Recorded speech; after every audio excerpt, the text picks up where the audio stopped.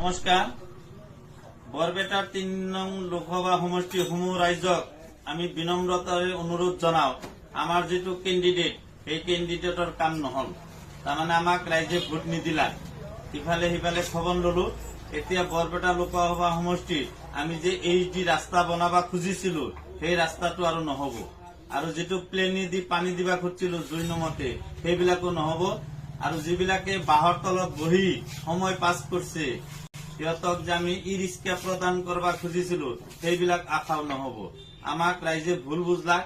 আমি যদি জিকলোহেঁতেন এইবিলাক আমি 15 দিনত সব চলভ কৰি দিলোহেঁতেন।